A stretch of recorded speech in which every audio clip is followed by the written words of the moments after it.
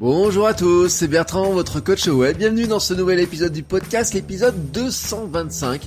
Bon, j'espère que vous allez bien, que vous avez la forme, que tout roule pour vous. Le mois de juillet a commencé, j'enregistre, on est le 8 juillet. Vous voyez, si vous le prenez tous les jours en quotidien, vous le savez. Mais si vous arrivez sur ces épisodes en décalé, on est le 8 juillet. Et aujourd'hui, je voulais vous parler d'une petite phrase, un petit mot, voilà, quelque chose que l'on n'utilise pas assez ou qu'on devrait utiliser plus. C'est un mot qui a un gros pouvoir sur nous. C'est plutôt l'expression « je ne sais pas ». Vous voyez, on me pose de nombreuses questions dans mes formations, dans mes mails, sur les réseaux sociaux. J'ai de nombreuses questions comme ça. Et parfois, je réponds tout simplement d'un simple et vraiment honnête « je ne sais pas ». Voilà.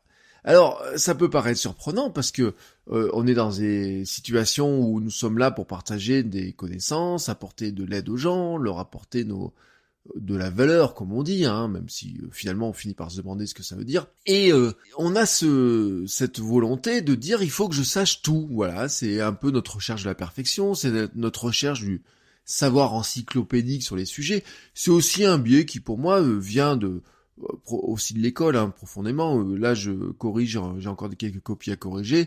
Quand un étudiant ne sait franchement pas la réponse à une question, au lieu de marquer « je ne sais pas » ou de laisser la question vide, il va essayer de broder, me sortir que des choses pour me montrer qu'il sait son cours, qu'il sait des choses, voilà, tout simplement.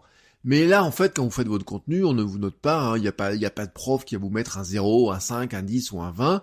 Vous produisez du contenu pour partager votre passion, qui vous aide, ce que vous faites, aider les autres, aider votre audience, aider votre public, aider vos fans.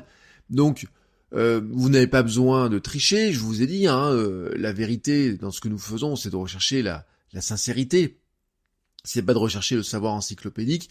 De toute façon, il y a toujours d'autres sources à côté. Alors plutôt que prétendre que vous savez, mais sans essayer de masquer que vous ne savez pas, je pense qu'il est plus simple d'admettre que vous ne savez pas. Tout simplement, vous vous renvoyez vers quelqu'un qui sait, vous transmettez un lien, vous dites tiens, sur YouTube je pense qu'il y a la réponse, ou vers des billets de blog que vous avez, à la limite vous pouvez avoir peut-être des pistes de recherche.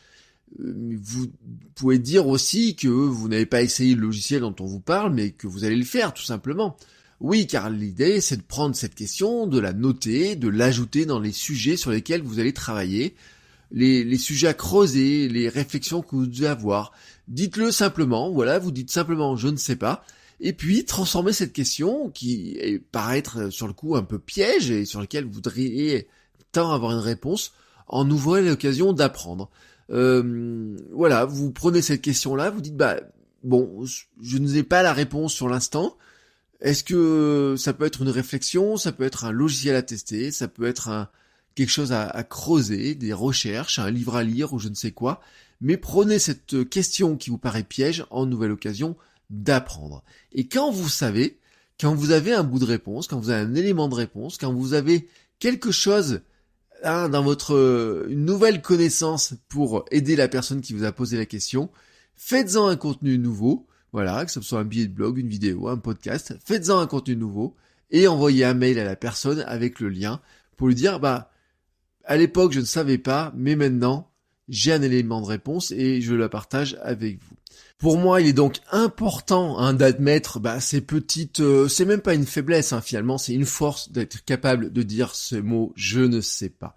En revanche, ce que je sais maintenant, c'est qu'il est l'heure pour moi de vous laisser. Je vais vous souhaiter une très très belle journée et je vous dis à demain pour un nouvel épisode. Ciao ciao les créateurs de contenu.